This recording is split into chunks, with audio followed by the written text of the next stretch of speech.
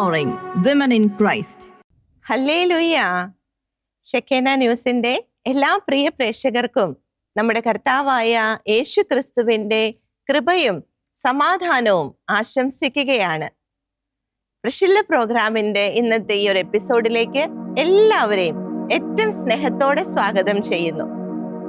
നമ്മൾ ക്രിസ്മസ് ആഘോഷങ്ങളൊക്കെ കഴിഞ്ഞ് പുതുവർഷത്തെ വരവേൽക്കാനായിട്ട് ഒരുങ്ങിക്കൊണ്ടിരിക്കുന്ന സമയമാണ്.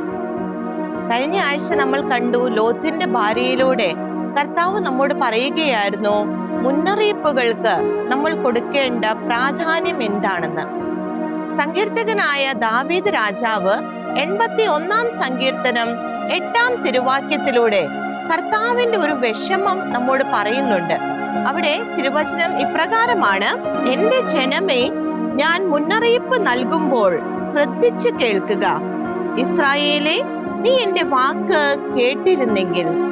കർത്താവ് നാം ഓരോരുത്തരോടും പറയുകയാണ്, താൻ മുന്നറിയിപ്പ് നൽകുമ്പോൾ കർത്താവിന്റെ ഓരോ മുന്നറിയിപ്പുകളും നമ്മൾ ശ്രദ്ധിച്ച് കേൾക്കണമെന്ന്. കർത്താവ് പറയുകയാണ്, നിങ്ങൾ എന്റെ വാക്ക് കേട്ടിരുന്നെങ്കിൽ എന്ന്. എത്രമാത്രം മുന്നറിയിപ്പുകളാണ് കർത്താവ് നൽകുന്നതെന്ന് നമ്മൾ കാണുകയുണ്ടായി. പ്രത്യേകിച്ച് തന്റെ പ്രത്യാഗമനത്തെ കുറിച്ച് കർത്താവ് പറഞ്ഞു, ഞാൻ എല്ലാം മുൻകൂട്ടി നിങ്ങളോട് പറഞ്ഞു കഴിഞ്ഞു എന്ന്. അത്രമാത്രം മുന്നറിയിപ്പുകൾ നൽകിയിരിക്കുകയാണ് തന്റെ പ്രത്യാഗമനത്തെ കുറിച്ച്. എത്രമാത്രം നമ്മൾ ആ മുന്നറിയിപ്പുകൾക്ക് പ്രാധാന്യം നൽകിയിട്ടുണ്ട്. കർത്താവ് ഇതുപോലെ നമ്മെ വഴി നടത്തുമ്പോൾ നമ്മൾ എങ്ങനെ പോണം, എന്തൊക്കെ ചെയ്യണം എന്നെല്ലാം കർത്താവ് നമുക്ക് മുൻകൂട്ടി പറഞ്ഞു തന്നിട്ടും എത്രമാത്രം നാം അതിനോടൊക്കെ ചേർന്ന് പോകുന്നുണ്ട്. നമ്മൾ സ്വയം ചിന്തിക്കുക. നമുക്ക് പ്രാർത്ഥിക്കാം. പ്രിയമുള്ളവരെ, ഇന്നത്തെ ശുശ്രൂഷയിൽ കർത്താവിന്റെ കൃപ കടന്നു വരുവാനായിട്ട്, കർത്താവ് പറയുവാൻ ആഗ്രഹിക്കുന്ന കാര്യങ്ങൾ അത് നമ്മുടെ ജീവിതത്തിലേക്ക് ഏറ്റെടുക്കുവാനുള്ള കൃപ ലഭിക്കുവാനായിട്ട് നമുക്ക് പ്രാർത്ഥിക്കാം. കർത്താവിന്റെ ആ മുന്നറിയിപ്പുകൾക്ക് ആവശ്യമായ മുൻഗണന കൊടുക്കുവാനുള്ള അഭിഷേകം ലഭിക്കുവാൻ നമുക്ക് പ്രാർത്ഥിക്കാം. കർത്താവ് നമ്മെ നടത്തിയ വഴികളെ ഓർത്ത്, നമ്മെ അനുദിനം കൈപിടിച്ച് നടത്തുന്നതിനെ ഓർത്ത്, അതുപോലെ നമ്മെ ഇതുപോലെ മുന്നറിയിപ്പുകൾ നൽകി അവിടുത്തെ സ്നേഹത്തിൽ നിലനിർത്തുന്നതിനെ ഓർത്ത് നന്ദി പറഞ്ഞുകൊണ്ട് നാം ആയിരിക്കുന്നിടത്തിരുന്ന് കർത്താവിന്റെ സ്നേഹത്തെ ഓർത്ത് നമുക്ക് അവിടുത്തെ ആരാധിക്കാം. ഒന്ന് ചേർന്ന് ഏക മനസ്സോടെ കർത്താവിന്റെ സ്നേഹത്തെ ഓർത്ത് നമുക്ക് അവിടുത്തെ ആരാധിക്കാം. Hallelujah, hallelujah, hallelujah. ഈശോയെ ആരാധന. സ്നേഹമെന്നെ കാത്തു സൂക്ഷിച്ചു, നിൻ കൃപയിൽ ഇന്നയോളം നിന്നു പോരുവാൻ. ഹല്ലേലൂയ. യേശുവേ, നിൻ സ്നേഹമെന്നെ കാത്തു സൂക്ഷിച്ചു, നിൻ കൃപയിൽ ഇന്നയോളം നിന്നു പോരുവാൻ. നന്ദി ഈശോയെ, ഞങ്ങൾ നന്ദി പറയുകയാണ്. അങ്ങയുടെ സ്നേഹത്തെ ഓർത്ത് ഞങ്ങൾ നന്ദി പറയുന്നു. Hallelujah, hallelujah. കർത്താവേ, അങ്ങയുടെ നയിപ്പിനെ ഓർത്ത് നന്ദി പറയുന്നു. 6 ലക്ഷം യോദ്ധാക്കളായി എണ്ണിയവരിൽ അന്ത്യം 2 പേരായി തീർന്നതോർക്കിൽ ഭീതിയുണ്ടെന്നിൽ. 6 ലക്ഷം യോദ്ധാക്കളായി എണ്ണിയവരിൽ അന്ത്യം 2 പേരായി തീർന്നതോർക്കിൽ ഭീതിയുണ്ടെന്നിൽ. ഹല്ലേലൂയ. കർത്താവേ, അങ്ങ് നൽകുന്ന മുന്നറിയിപ്പുകളെ ഓർത്ത് ഞങ്ങൾ നന്ദി പറയുകയാണ്. അങ്ങയുടെ സ്നേഹത്തെ ഓർത്ത് നന്ദി പറയുകയാണ്. അങ്ങയുടെ വഴി നടത്തലിനെ ഓർത്ത് നന്ദി പറയുകയാണ്. പിറുപിറുപ്പും മറുതലിപ്പും വന്നു പോകാതെ എന്നെ കരങ്ങളിൽ നീ പരിപാലിക്കാ പരമരാജാവേ. പിറുപിറുപ്പും മറുതലിപ്പും വന്നു പോകാതെ എന്നെ കരങ്ങളിൽ നീ പരിപാലിക്കാ പരമരാജാവേ. ഈശോയെ, ഞങ്ങൾ പ്രാർത്ഥിക്കുന്നു, അങ്ങയെ വേദനിപ്പിക്കുന്ന എല്ലാത്തിൽ നിന്നും ഞങ്ങളെ കാത്തു സൂക്ഷിക്കണമേ ഈശോയെ. ഞങ്ങൾ അങ്ങയുടെ സ്വന്തമായി സൂക്ഷിക്കണമേ ഈശോയെ.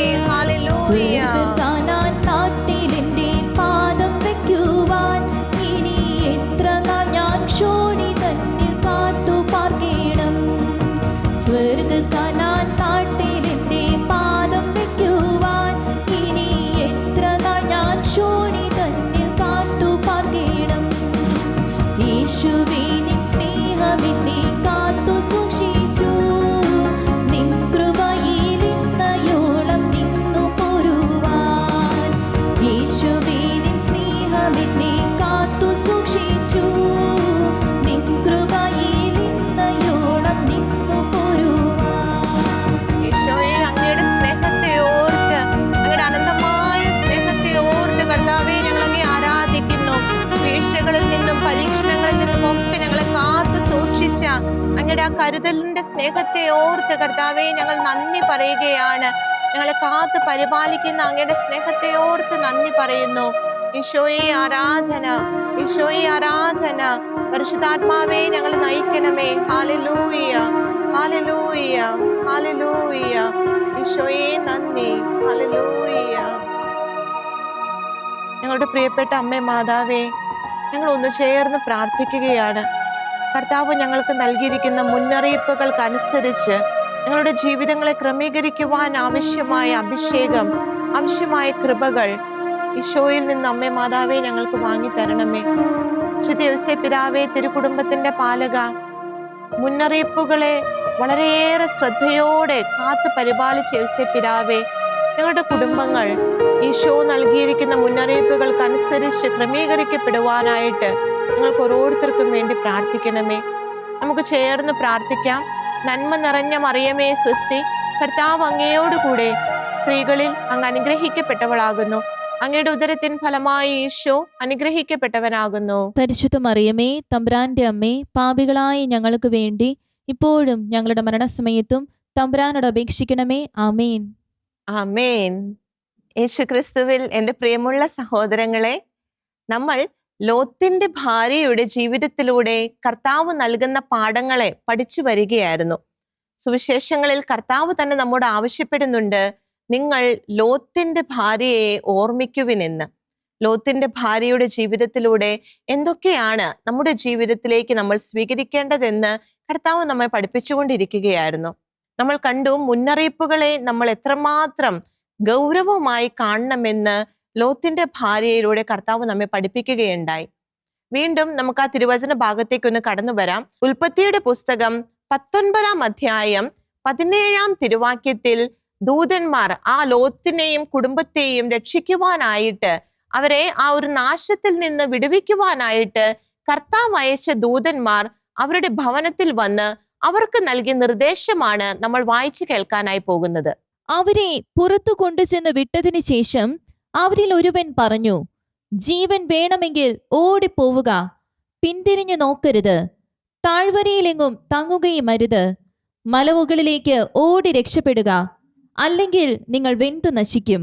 ഇന്ന് നമ്മൾ തിരുവചനത്തിൽ നിന്ന് പഠിച്ചുകൊണ്ടിരിക്കുമ്പോൾ, പ്രത്യേകിച്ച് പുതുവർഷത്തിനായിട്ട് നമ്മൾ ഒരുങ്ങുകയാണ്. ഈ ഒരു അവസരത്തിൽ കർത്താവ് നാം ഓരോരുത്തരോടും പറയുന്ന, അല്ലെങ്കിൽ കർത്താവിന്റെ ദൂതനിലൂടെ ലോത്തിന്റെ കുടുംബത്തോട് പറഞ്ഞ ഈ ഒരു വാക്യത്തില് കർത്താവ് നാം ഓരോരുത്തരോടും നമ്മുടെ കുടുംബത്തോടും ചിലതൊക്കെ പറയുന്നുണ്ട്. ഇവിടെ ദൂതൻ എന്താ പറഞ്ഞത്? നമുക്കതിലെ ഓരോ വാക്യങ്ങളായിട്ട് ഒരിക്കൽ കൂടി ഒന്ന് ശ്രദ്ധിക്കാം. അവരെ പുറത്തു കൊണ്ടുചെന്ന് വിട്ടതിന് ശേഷം അവരിൽ ഒരുവൻ പറഞ്ഞു, ജീവൻ വേണമെങ്കിൽ ഓടിപ്പോവുക. കർത്താവിന്റെ ദൂതൻ പറയുകയാണ്, ജീവൻ വേണമെങ്കിൽ ഓടിപ്പോവുക, പിന്നീട് പിന്തിരിഞ്ഞു നോക്കരുത്. ആ ഓടിപ്പോകുന്നതിന്റെ ഇടയിൽ നിങ്ങൾ പിന്തിരിഞ്ഞ് നോക്കരുത്. താഴ്വരയിലെങ്ങും തങ്ങുകയും അരുത്. താഴ്വരയിലെങ്ങും തങ്ങുകയും അരുത്. വീണ്ടും പറയുകയാണ്, മലമുകളിലേക്ക് ഓടി രക്ഷപ്പെടുക. മലമുകളിലേക്ക് ഓടി രക്ഷപ്പെടുക, അല്ലെങ്കിൽ നിങ്ങൾ വെന്തു നശിക്കും.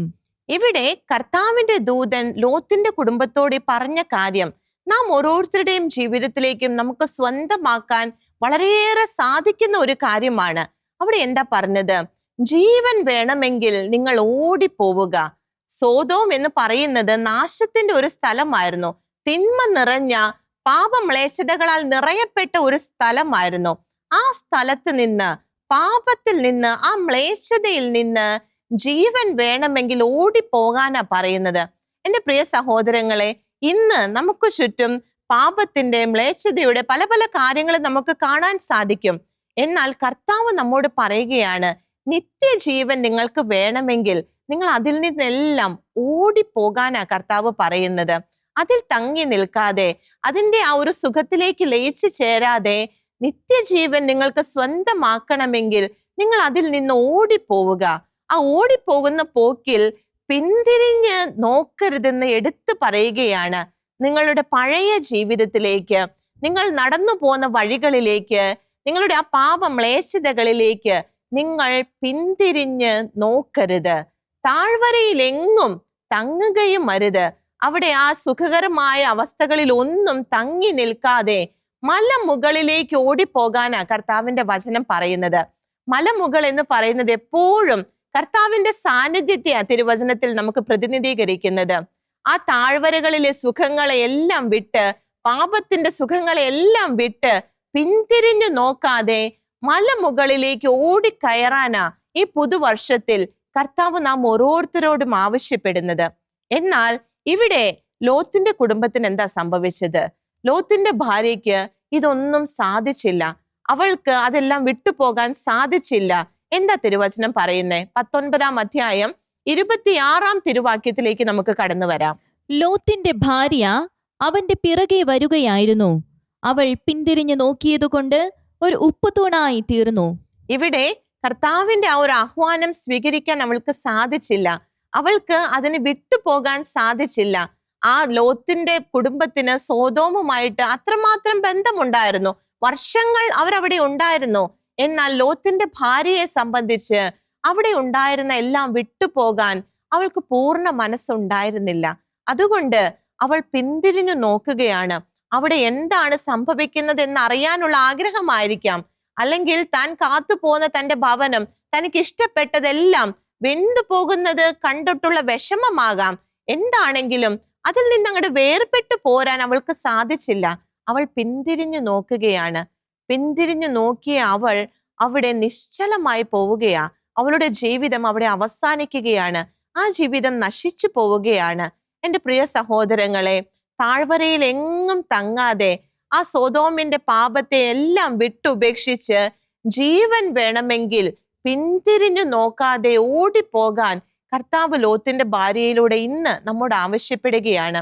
ഈ ഒരു പുതുവർഷത്തിൽ നമ്മളൊരു പുതിയ അവസ്ഥയിലേക്ക് കടക്കുകയാണ്. ഒരു പുതിയ വർഷത്തിലേക്ക്, എല്ലാം ഒരു പുതിയതിലേക്ക് കടക്കുകയാണ്. എൻ്റെ പ്രിയ സഹോദരങ്ങളെ, നമ്മുടെ പഴയ ജീവിതത്തിൽ നമുക്ക് ഒത്തിരിയേറെ വീഴ്ചകൾ ഉണ്ടായിരിക്കാം. ഒത്തിരിയേറെ ബുദ്ധിമുട്ടുകൾ, പ്രശ്നങ്ങൾ, ദേഷ്യങ്ങൾ, പലരോടുമുള്ള വിദ്വേഷങ്ങൾ ഒക്കെ ഉണ്ടായിരിക്കാം. കർത്താവ് പറയുകയാണ്, നിത്യജീവൻ വേണമെങ്കിൽ ഇതൊരു അവസരമാണ്. അതെല്ലാം വിട്ടുപേക്ഷിച്ച് ഓടിക്കൊള്ളാനാ കർത്താവ് പറയുന്നത്. പിന്തിരിഞ്ഞു നോക്കാതെ പുതിയൊരു ജീവിതത്തിലേക്ക്, കർത്താവിനോട് ചേർന്ന് മലമുകളിലേക്ക് കയറി കർത്താവിന്റെ സാന്നിധ്യത്തിലായിരുന്നു കൊണ്ടുള്ള ഒരു ജീവിതത്തിലേക്ക് കർത്താവ് നമ്മെ ക്ഷണിക്കുകയാണ്. നമുക്ക് കൊറിന്തോസുകാർക്ക് എഴുതിയ 2-ാം ലേഖനത്തിലേക്ക് ഒന്ന് കടന്നു വരാം. അവിടെ 5-ാം അധ്യായം 17-ാം തിരുവാക്യത്തിൽ കർത്താവിന്റെ ആത്മാവ് എന്താണ് പറയുന്നത്? ക്രിസ്തുവിലായിരിക്കുന്നവൻ പുതിയ സൃഷ്ടിയാണ്. പഴയത് കടന്നുപോയി, ഇതാ പുതിയത് വന്നു കഴിഞ്ഞു. എന്റെ പ്രിയ സഹോദരങ്ങളെ, നമ്മൾ ക്രിസ്തുവിനെ സ്വീകരിച്ച് ക്രിസ്തുവിലാണെങ്കിൽ, ഇവിടെ തിരുവചനത്തിൽ നമ്മൾ കണ്ടതുപോലെ മലമുകളിലേക്ക് നമ്മൾ കയറിയെങ്കിൽ അവിടെ അവൻ ഒരു പുതിയ സൃഷ്ടിയാണ്. പഴയതെല്ലാം കടന്നുപോയി എന്ന തിരുവചനം പറയുന്നേ. നമ്മുടെ പഴയ ജീവിതത്തിലെ എല്ലാം കടന്നുപോയി, പുതിയതായി നമ്മൾ മാറുകയാണ്. ആ ഒരു പുതുമയിലേക്കാ കർത്താവ് നമ്മെ ഇന്ന് ക്ഷണിക്കുന്നത്. പുതിയത് വന്നു കഴിഞ്ഞു. പുതിയ ആ ഒരു ജീവിതത്തിൽ ക്രിസ്തുവിനോടൊപ്പം, ക്രിസ്തുവിന്റെ സാന്നിധ്യത്തിൽ ഒരു പുതിയ സൃഷ്ടിയായി മുന്നേറുവാനാ ഈ ഒരു പുതുവർഷത്തിലേക്ക് കയറുമ്പോൾ കർത്താവ് നാം ഓരോരുത്തരെയും ക്ഷണിക്കുന്നത്. വീണ്ടും ഫിലിപ്പിയിലെ സഭയ്ക്ക് എഴുതിയ ലേഖനം 3-ാം അധ്യായം 13-ാം തിരുവാക്യത്തിന്റെ 2-ാം ഭാഗം നമുക്കൊന്ന് ശ്രദ്ധിക്കാം. എന്റെ പിന്നിലുള്ളവയെ വിസ്മരിച്ചിട്ട്, പൗലോസ്ലീഹ പറയുകയാണ്, എന്റെ പിന്നിലുള്ളവയെ വിസ്മരിച്ചിട്ട് മുൻപിലുള്ളവയെ ലക്ഷ്യമാക്കി ഞാൻ മുന്നേറുന്നു. വീണ്ടും 14-ാം വാക്യത്തിൽ എന്താണ് തന്റെ മുൻപിലുള്ളതെന്ന് പൗലോസ്ലീഹ നമുക്ക് വ്യക്തമാക്കി തരുന്നുണ്ട്. യേശു ക്രിസ്തുവിലൂടെ ഉന്നതത്തിലേക്കുള്ള ദൈവത്തിന്റെ വിളിയാകുന്ന സമ്മാനത്തിനു വേണ്ടി ഞാൻ ലക്ഷ്യത്തിലേക്ക് പ്രയാണം ചെയ്യുന്നു. പൗലോസ്ലീഹയുടെ ലക്ഷ്യം അതായിരുന്നു. ആ ലക്ഷ്യത്തിലേക്കാണ്, യേശു ക്രിസ്തുവിലൂടെ ആ ഉന്നതത്തിലേക്കുള്ള ഒരു വിളി, അതിലേക്ക് മാത്രം നോക്കിക്കൊണ്ടാ പൗലോസ്ലീഹ മുന്നോട്ട് പോകുന്നത്. പിന്നിലുള്ളവയൊന്നും പൗലോസ്ലീഹ പിന്നെ ഓർക്കുന്നേയില്ല. പിന്നിലുള്ളവയെല്ലാം വിസ്മരിച്ചിട്ടാണ് പൗലോസ്ലീഹ തന്റെ ജീവിതം മുന്നോട്ട് കൊണ്ടുപോകുന്നത്. ലക്ഷ്യത്തിലേക്കുള്ള പ്രയാണത്തിൽ വേറെ ലക്ഷ്യങ്ങളൊന്നും പൗലോസ്ലീഹയ്ക്കില്ല, ഒരൊറ്റ ലക്ഷ്യം മാത്രം. ഇതാണ് ഹെബ്രായർക്കുള്ള ലേഖനത്തിൽ കർത്താവ് നമുക്ക് കൂടുതൽ വ്യക്തമാക്കി തരുന്നത്. ഹെബ്രായർക്കുള്ള ലേഖനം അവിടെ 12-ാം അധ്യായം 2-ാം തിരുവാക്യം നമുക്കൊന്ന് ശ്രദ്ധിക്കാം. നമ്മുടെ വിശ്വാസത്തിന്റെ നാഥനും അതിനെ പൂർണ്ണതയിൽ എത്തിക്കുന്നവനുമായ യേശുവിനെ മുന്നിൽ കണ്ടുകൊണ്ട് വേണം നാം ഓടാൻ. നമ്മുടെ ഈ വിശ്വാസ ഓട്ടം അതിനൊരൊറ്റ ലക്ഷ്യമേ ഉള്ളൂ പ്രിയമുള്ളവരെ. നമ്മുടെ വിശ്വാസത്തിന്റെ നാഥൻ, നമ്മുടെ വിശ്വാസത്തെ പൂർണ്ണതയിൽ എത്തിക്കുന്നവൻ, യേശുവിനെ മാത്രം മുന്നിൽ കണ്ടുകൊണ്ട് വേണം നമ്മൾ ഓടാൻ.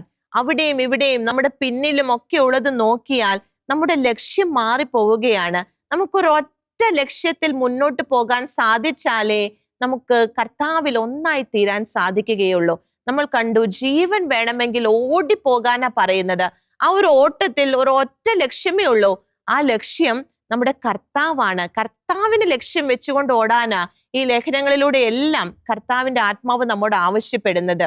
ആ ലക്ഷ്യം തെറ്റിപ്പോയാൽ അവിടെ നമ്മൾ ലോത്തിന്റെ ഭാര്യയ്ക്ക് സംഭവിച്ചതുപോലെ ഒരു അവസ്ഥയിലേക്ക് കടന്നു പോവുകയാണ്. നമ്മൾ സ്റ്റക്കായി പോകും. നമ്മൾ നമ്മുടെ ആത്മീയ ഓട്ടത്തിൽ സ്റ്റക്കായി പോകും. മുന്നോട്ട് പോകാൻ സാധിക്കുകയില്ല. നമ്മുടെ ലക്ഷ്യം, ലക്ഷ്യം ഒരിക്കലും മാറിപ്പോകരുത്. അത് കർത്താവ് മാത്രമാണ്. വീണ്ടും വീണ്ടും സുവിശേഷങ്ങളിൽ, ഈ ലേഖനങ്ങളിലെല്ലാം അപ്പസ്തോലന്മാർ നമ്മോട് ആവശ്യപ്പെടുന്നത് അത് തന്നെയാണ്. പിന്തിരിഞ്ഞു നോക്കരുത്, പിന്നിലുള്ളവയെ വിസ്മരിക്കുക. നമുക്ക് ഇതുപോലെ പുതിയ സൃഷ്ടിയായ കുറച്ച് പേര് നമുക്കൊന്ന് ശ്രദ്ധിക്കാം. പുതിയ സൃഷ്ടിയായവർ ക്രിസ്തുവിലേക്ക് കടന്നു വന്നപ്പോൾ പഴയതെല്ലാം വിസ്മരിച്ച്, പിന്നിലുള്ളവയെല്ലാം വിസ്മരിച്ച് പുതിയ സൃഷ്ടിയായവരെ നമുക്കൊന്ന് പരിശോധിക്കാം. പൗലോസ്ലീഹായെ തന്നെ നമുക്കൊന്ന് എടുക്കാം. നമുക്കറിയാം, പൗലോസ്ലീഹ സാവൂൾ ആയിരുന്ന കാലത്തിന്റെ ഒരു ലേശം, ഒരു അംശം പോലും ഒരു പുതിയ സൃഷ്ടിയായ പൗലോസിൽ നമ്മൾ കാണുന്നില്ല. സൗൾ ആയിരുന്നപ്പോൾ പൗലോസ് എന്തായിരുന്നുവോ പഴയത് മുഴുവൻ മാറിപ്പോവുകയാണ്. പഴയത് കടന്നു പോവുകയാണ്. പുതിയത് വന്നു കഴിഞ്ഞു. പുതിയതിലേക്കാണ് പൗലോസ്ലീഹ കടന്നു വരുന്നത്. ഇതിനെക്കുറിച്ച് പൗലോസ്ലീഹ തന്നെ പറയുന്നുണ്ട്. നമുക്ക് ഫിലിപ്പിയർക്ക് എഴുതിയ ലേഖനം 3-ാം അധ്യായം 6-ാം തിരുവാക്യത്തിന്റെ അവസാന ഭാഗം തൊട്ട് ഒന്ന് ശ്രദ്ധിക്കാം. എന്നാൽ എനിക്ക് ലാഭമായിരുന്ന ഇവയെല്ലാം ക്രിസ്തുവിനെ പ്രതി നഷ്ടമായി ഞാൻ കണക്കാക്കി. ഇവ മാത്രമല്ല, എന്റെ കർത്താവായ യേശുക്രിസ്തുവിനെ പറ്റിയുള്ള ജ്ഞാനം കൂടുതൽ വിലയുള്ളതാകയാൽ സർവവും നഷ്ടമായി തന്നെ ഞാൻ പരിഗണിക്കുന്നു. അവനെ പ്രതി ഞാൻ സകലവും നഷ്ടപ്പെടുത്തുകയും ഉച്ഛിഷ്ടം പോലെ കരുതുകയുമാണ്. ഇവിടെ പൗലോസ്ലീഹ യേശുവിനെ പ്രതി, കർത്താവിനെ കണ്ടുമുട്ടി കഴിഞ്ഞപ്പോൾ, ഒരു പുതിയ സൃഷ്ടിയായി കഴിഞ്ഞപ്പോൾ പഴയ ജീവിതത്തിൽ തനിക്കുണ്ടായിരുന്നതെല്ലാം നഷ്ടപ്പെടുത്തി എന്നാ പൗലോസ്ലീഹ പറയുന്നേ. അതൊക്കെ ഉച്ഛിഷ്ടം പോലെ കാണാനുള്ള ഒരു കൃപ, അതാണ് ക്രിസ്തുവിലായിരിക്കുമ്പോൾ നമുക്ക് ലഭിക്കുന്നത്. ക്രിസ്തുവിലായിരിക്കുന്നവൻ പുതിയ സൃഷ്ടിയാണ്. ഒരു പുതിയ സൃഷ്ടിയാകാൻ നമുക്ക് സാധിച്ചിട്ടില്ലെങ്കിൽ അതിനർത്ഥം നമ്മൾ ക്രിസ്തുവിലായിട്ടില്ല എന്ന് തന്നെയാണ്. ക്രിസ്തുവിലായിരിക്കുന്നവൻ പുതിയ സൃഷ്ടിയാണ്. പഴയതിനെ എല്ലാം വിസ്മരിച്ച് കർത്താവിനോട് ചേർന്ന് പുതിയൊരു ജീവിതമായിരിക്കും പിന്നീട് ഒരു വ്യക്തിക്ക് ഉണ്ടായിരിക്കുക. അതല്ലേ പൗലോസ്ലീഹ നമുക്ക് കാണിച്ചു തന്നത്. പഴയ സാവൂളിൽ നിന്നും തികച്ചും വ്യത്യസ്തനായ പൗലോസിനെയാ നമ്മൾ ഒരു പുതിയ സൃഷ്ടിയിൽ കാണുന്നത്. നമ്മൾ സുവിശേഷത്തിൽ കണ്ടുമുട്ടുന്ന പലരും, പ്രത്യേകിച്ച് കർത്താവിനെ സ്വീകരിച്ചു കഴിയുമ്പോൾ അവർക്ക് വരുന്ന മാറ്റം സുവിശേഷങ്ങളിൽ നമുക്ക് വ്യക്തമാണ്. നമുക്കറിയാം, മഗ്ദലന മറിയത്തെ കുറിച്ച് നമ്മൾ പഠിച്ചതാണ്. അവളുടെ പഴയ ജീവിത രീതി എന്തായിരുന്നു എന്ന് നമുക്കറിയാം. എന്നാൽ കർത്താവിനെ കണ്ടുമുട്ടി കഴിഞ്ഞപ്പോൾ അവൾ ഒരു പുതിയ സൃഷ്ടിയായി തീരുകയാണ്. പിന്നീട് പഴയതിന്റെ യാതൊരു ഹോൾഡും അവളുടെ ഒരു പുതിയ ജീവിതത്തിൽ ഉണ്ടായിരുന്നില്ല. കർത്താവിനോട് ചേർന്ന് അവൾ തന്റെ പുതിയ ജീവിതം മുന്നോട്ട് കൊണ്ടുപോവുകയാ. കർത്താവിനും കർത്താവിന്റെ സഭയ്ക്കും വേണ്ടിയായിരുന്നു മറിയം മഗ്ദലനായുടെ പുതിയ ജീവിതം ഉണ്ടായിരുന്നത്. പരിപൂർണമായിട്ടും പഴയ ജീവിതത്തിന്റെ യാതൊന്നും അവളെ അലട്ടിയിരുന്നേയില്ല. ജനത്തിന്റെ മുൻപിൽ നിൽക്കുമ്പോഴും കർത്താവിന്റെ ഒപ്പം യാത്ര ചെയ്യുമ്പോഴും എല്ലാം അവളുടെ പഴമയെ കുറിച്ച് അവൾക്ക് ഓർമ്മയുണ്ടെങ്കിൽ തീർച്ചയായിട്ടും അത് അവളെ പിന്മാറ്റത്തിലേക്ക് നയിക്കുമായിരുന്നു. എന്നാൽ അവൾ ഒരു പുതിയ സൃഷ്ടിയായിരുന്നു. അവൾ എല്ലാം പുതിയതായിരുന്നു. പിന്തിരിഞ്ഞു നോക്കാൻ അവൾ ഒരിക്കലും തയ്യാറായിട്ടില്ല. അതുകൊണ്ട് തന്നെ കർത്താവിന്റെ ഒരു ധീര സാക്ഷിയായിട്ട് അവൾ മാറുകയാണ്. നമുക്കറിയാം അഗസ്തീനോസിനെ കുറിച്ച്. സെന്റ് അഗസ്റ്റിന്റെ പഴയ ജീവിതത്തിൽ നിന്നും നേർ വിപരീതമായിരുന്നു കർത്താവിനെ കണ്ടുമുട്ടി കഴിഞ്ഞിട്ടുള്ള അദ്ദേഹത്തിന്റെ പുതിയ ജീവിതം. പഴയ ജീവിതത്തിന്റെ യാതൊന്നും സെന്റ് അഗസ്റ്റിന്റെ പുതിയ ജീവിതത്തെ സ്വാധീനിക്കുന്നില്ല. പിന്തിരിഞ്ഞു നോക്കാൻ അദ്ദേഹം ഒരിക്കലും തുനിഞ്ഞിട്ടില്ല. കാരണം അദ്ദേഹത്തിന് അറിയാമായിരുന്നു താൻ ഒരു പുതിയ സൃഷ്ടിയാണ്. പഴയതെല്ലാം കടന്നുപോയി. ഒത്തിരി പാപങ്ങൾ ചെയ്തിട്ടുണ്ട്, ഒത്തിരി പേരെ വിഷമിപ്പിച്ചിട്ടുണ്ട്, ഒത്തിരി കർത്താവിനെ വിഷമിപ്പിച്ചിട്ടുണ്ട്. അതിലേക്കൊന്നും സെന്റ് അഗസ്റ്റിൻ പിന്നെ നോക്കുന്നില്ല. അദ്ദേഹം ഒരു പുതിയ സൃഷ്ടിയാണ്. ക്രിസ്തുവിൽ അദ്ദേഹം പുതിയ ജീവിതത്തിലേക്ക് കടന്നു വരികയാണ്. എൻ്റെ പ്രിയ സഹോദരങ്ങളെ, ഇപ്പോൾ ഈ ഒരു പുതുവർഷത്തിലേക്ക് നമ്മൾ കടക്കുമ്പോൾ കർത്താവ് നമുക്ക് വീണ്ടും ഒരു അവസരം നൽകുകയാ, ഒരു പുതിയ സൃഷ്ടിയാകുവാനായിട്ട്. കർത്താവ് സുവിശേഷങ്ങളിൽ നമുക്കൊരു ആഹ്വാനം നൽകുന്നുണ്ട്. വിശുദ്ധ മത്തായിയുടെ സുവിശേഷത്തിലും വിശുദ്ധ മർക്കോസിന്റെ സുവിശേഷത്തിലും വിശുദ്ധ ലൂക്കായുടെ സുവിശേഷത്തിലും ഒക്കെ നമുക്ക് ഈ ആഹ്വാനം കാണാൻ സാധിക്കും. നമുക്ക് വിശുദ്ധ മത്തായിയുടെ സുവിശേഷം 9-ാം അധ്യായം 16ഉം 17ഉം തിരുവാക്യങ്ങൾ ഒന്ന് ശ്രദ്ധിക്കാം. ആരും പഴയ വസ്ത്രത്തിൽ പുതിയ തുണിക്കഷണം തുന്നിപ്പിടിപ്പിക്കാറില്ല. അങ്ങനെ ചെയ്താൽ തയ്ച്ചു ചേർത്ത തുണിക്കഷണം വസ്ത്രത്തിൽ നിന്നും കീറിപ്പോരുകയും കീറൽ വലുതാവുകയും ചെയ്യും. ഇവിടെ കർത്താവ് എന്താ ഇതിൽ നിന്ന് ഉദ്ദേശിക്കുന്നത്? പഴയ ഒരു തുണിക്കഷ്ണത്തിലേക്ക് പുതിയ തുണിക്കഷ്ണം ചേർത്ത് വെക്കത്തില്ല എന്നാണ്. അങ്ങനെ വെച്ചാൽ അത് നശിച്ചു പോകും. ഇത് നമ്മുടെ ആ ഒരു ജീവിതത്തിലേക്ക് നമുക്കൊന്ന് അപ്ലൈ ചെയ്യാം. നമ്മുടെ പഴയ ജീവിതത്തിലേക്ക് ക്രിസ്തുവിലായിരിക്കുമ്പോൾ നമ്മൾ എടുക്കുന്ന നിലപാടുകൾ, നമ്മൾ സ്വീകരിക്കുന്ന കാര്യങ്ങൾ, അത് ആ പഴയ ജീവിതത്തിലേക്ക് കൂട്ടിവെക്കാൻ നോക്കിയാൽ അത് അവിടെ ഫിറ്റ് ആവുകയില്ല എന്നാ കർത്താവ് പറയുന്നത്. അത് നശിച്ചു പോകും, അത് നിലനിൽപ്പില്ലാത്ത ഒരു അവസ്ഥയിലേക്ക് എത്തുമെന്നാ കർത്താവ് പറയുന്നത്. വീണ്ടും 17-ാം തിരുവാക്യത്തിലേക്ക് നമുക്കൊന്ന് കടന്നു വരാം. ആരും പുതിയ വീഞ്ഞ് പഴയ തോൽക്കുടങ്ങളിൽ ഒഴിച്ചു വെക്കാറില്ല. അങ്ങനെ ചെയ്താൽ തോൽക്കുടങ്ങൾ പൊട്ടി വീഞ്ഞ് ഒഴുകിപ്പോവുകയും കുടങ്ങൾ നഷ്ടപ്പെടുകയും ചെയ്യും. അതിനാൽ പുതിയ വീഞ്ഞ് പുതിയ തോൽക്കുടങ്ങളിലാണ് ഒഴിച്ചു വെക്കുക. അപ്പോൾ രണ്ടും ഭദ്രമായിരിക്കും. ഇവിടെ പുതിയ വീഞ്ഞ്, പുതിയ ഒരു ജീവിത രീതി, അത് പുതിയ തോൽക്കുടങ്ങളിലായിരിക്കണം. അവിടെ പഴയതിൻ്റെ ഒന്നും പാടില്ല. പഴയതിലേക്ക് നമ്മൾ പുതിയ ജീവിത രീതിയെ കൊണ്ടുവരാൻ നോക്കിയാൽ അവിടെ നിലനിൽക്കുകയില്ല, അത് നശിച്ചു പോകും, അത് നിൽക്കുകയില്ല എന്ന കർത്താവിന്റെ വചനം പറയുന്നത്. പുതിയ മനുഷ്യന് പുതിയ ജീവിത രീതിയാണ്. എല്ലാം പുതിയതാണ്, എല്ലാം പുതിയതാണ്. പഴയത് കടന്നുപോയി എന്ന തിരുവചനം പറയുന്നേ. ഇവിടെ നമ്മൾ തുടങ്ങിയത് ലോത്തിന്റെ ഭാര്യയിൽ നിന്നാണ്. അവൾ പിന്തിരിഞ്ഞു നോക്കുകയാ തന്റെ പഴയ ജീവിതത്തിലേക്ക്. പഴയ ജീവിതത്തിലേക്ക് തിരിഞ്ഞു നോക്കിയപ്പോൾ അവൾ അവിടെ സ്റ്റക്കായി പോവുകയാണ്. ഇത് തന്നെയാ കർത്താവും കർത്താവിന്റെ ശിഷ്യന്മാരും എല്ലാം നമ്മോട് വീണ്ടും വീണ്ടും ആവർത്തിച്ച് പറയുന്നത്. പഴയ ജീവിത രീതിയിലേക്ക് തിരിഞ്ഞു നോക്കി അവിടുത്തെ സുഖങ്ങൾ അല്ലെങ്കിൽ അവിടെ വന്നു പോയ വീഴ്ചകള്, ഇതിലേക്കൊന്നും നമ്മൾ തിരിഞ്ഞു പോകരുത്. അതെല്ലാം പോയ കാര്യങ്ങളാണ്. പുതിയ മനുഷ്യൻ പുതിയ തോൽക്കുടമായിട്ട് പഴയതിനെല്ലാം ഉപേക്ഷിച്ച് പുതിയൊരു തോൽക്കുടമായിട്ട് പുതിയൊരു മനുഷ്യനായിട്ട് മാറാനാ ലോത്തിന്റെ ഭാര്യയിലൂടെ ഇന്ന് ഈ ഒരു പുതുവർഷത്തിന്റെ ആരംഭത്തിൽ കർത്താവ് നാം ഓരോരുത്തരോടും ആവശ്യപ്പെടുന്നത്. കർത്താവിന്റെ ഒരു ആഹ്വാനം നമുക്ക് സ്വീകരിക്കാൻ പ്രിയമുള്ളവരെ. കർത്താവ് വീണ്ടും വീണ്ടും നമ്മോട് ആവശ്യപ്പെട്ടതാണ്. ലൂക്കാസ്ലിഹായുടെ സുവിശേഷം 17-ാം അധ്യായം 32-ാം തിരുവാക്യം നമ്മൾ പലയാവർത്തി കേട്ടതാണ്. ഒരിക്കൽ കൂടി ആ വചനം ഒന്ന് കേൾക്കാം. ലോത്തിന്റെ ഭാര്യയ്ക്ക് സംഭവിച്ചത് ഓർമ്മിക്കുക. കർത്താവ് നാം ഓരോരുത്തരോടും പറയുകയാണ്, ലോത്തിന്റെ ഭാര്യയ്ക്ക് സംഭവിച്ചത് ഓർമ്മിക്കുക. നമ്മുടെ ഓരോരുത്തരുടെ ഓർമ്മയിൽ അത് ഉണ്ടായിരിക്കട്ടെ. ഈ ഒരു വർഷം 2025 വർഷത്തിന്റെ അവസാനത്തിൽ നമ്മൾ എത്തി നിൽക്കുകയാണ്. ഈ ഒരു വർഷത്തിൽ നമ്മൾ നിൽക്കുമ്പോൾ പിന്തിരിഞ്ഞു നോക്കി നമുക്ക് വന്ന വീഴ്ചകളെ കുറിച്ച് പരിതപിച്ച് വീണ്ടും ആ ഒരു വിഷാദത്തിലേക്ക് പോകാതെ, അല്ലെങ്കിൽ നമ്മൾ ചെയ്തു പോയ തെറ്റുകളെ കുറിച്ച് ഓർക്കാതെ അതെല്ലാം ഉപേക്ഷിച്ച് കർത്താവിനോട് കൂടെ ആയിരിക്കുന്ന ഒരു പുതിയ ജീവിതത്തിലേക്ക് കർത്താവ് നമ്മെ ക്ഷണിക്കുകയാണ്. കർത്താവിന്റെ ദൂതൻ പറഞ്ഞതുപോലെ ജീവൻ വേണമെങ്കിൽ നിങ്ങളുടെ പഴയ ജീവിതത്തിൽ നിന്ന് നിങ്ങൾ ഓടിപ്പോകാനാ പറയുന്നത്. ആ ഒരു പഴയ ജീവിതത്തിലേക്ക് നിങ്ങൾ പിന്തിരിഞ്ഞു നോക്കരുത്. അവിടെ ഉണ്ടായിരുന്ന താഴ്വരകളിൽ ഒന്നും തങ്ങരുത്. എല്ലാം പുതിയതിലേക്ക്, ഒരു പുതിയ സൃഷ്ടിയായി കർത്താവിന് വേണ്ടി ജ്വലിക്കുന്ന ഒരു പുതിയ സൃഷ്ടിയായിട്ട് നമുക്ക് മാറാം. 2026 നാം ഓരോരുത്തരും കർത്താവിന് വേണ്ടിയുള്ളവരാകട്ടെ, കർത്താവിനെ പ്രതി ജ്വലിക്കുന്നവരാകട്ടെ. ആ ഒരു കൃപയ്ക്കായിട്ട് നാം ആയിരിക്കുന്നിടത്തിരുന്ന് നമുക്ക് പ്രാർത്ഥിക്കാൻ പ്രിയമുള്ളവരെ.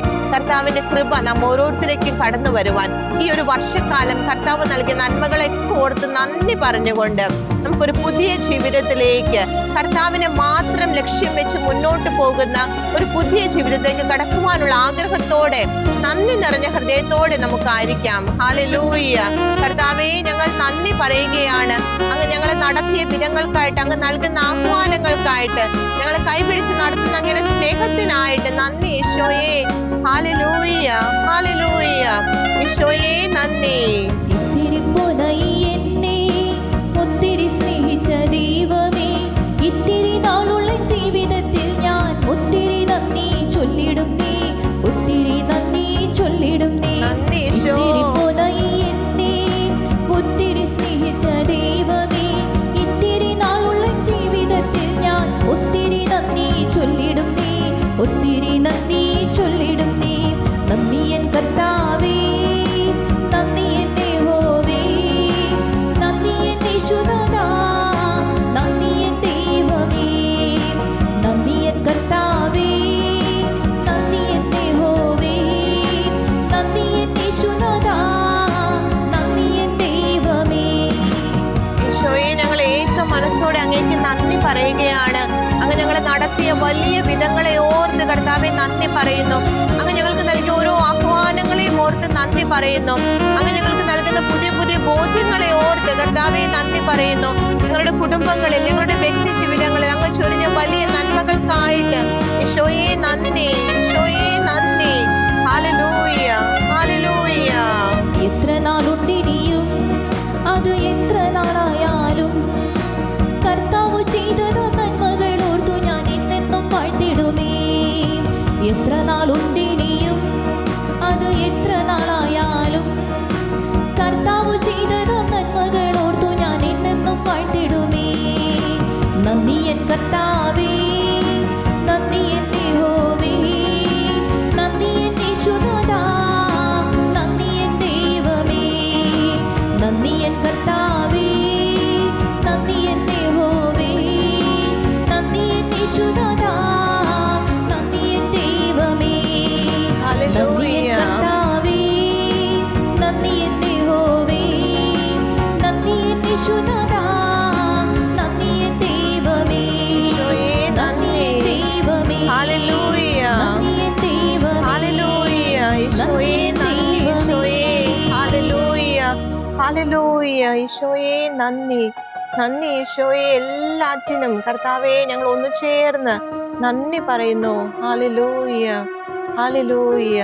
ഈശോയെ നന്ദി. ഹല്ലേലൂയ. ആമേൻ. എൻ്റെ പ്രിയ സഹോദരങ്ങളെ, എല്ലാവർക്കും അനുഗ്രഹിക്കപ്പെട്ട ഒരു പുതുവർഷം ആശംസിക്കുകയാണ്. കർത്താവിലേക്ക് കൂടുതൽ കൂടുതൽ നടന്നടക്കുവാൻ, കർത്താവിനോട് കൂടുതൽ ഐക്യപ്പെടുവാൻ, വചനത്തിൽ കൂടുതൽ കൂടുതൽ ആഴപ്പെടുവാൻ ഈ ഒരു പുതുവർഷത്തിൽ കർത്താവ് എല്ലാവരെയും അനുഗ്രഹിക്കട്ടെ. കർത്താവ് എല്ലാവരെയും പരിപാലിക്കട്ടെ. നിങ്ങളുടെ അഭിപ്രായങ്ങളും പ്രാർത്ഥനാ നിയോഗങ്ങളും ഞങ്ങളെ അറിയിക്കുക. ഞങ്ങളുടെ നമ്പർ 9495219811. ഞങ്ങളുടെ ഇമെയിൽ priscilla@gmail.com. ഞങ്ങളുടെ address പ്രിഷില്ല Shekinah news, Thalikkode, Pattikkad PO, Thrissur, Kerala 680652.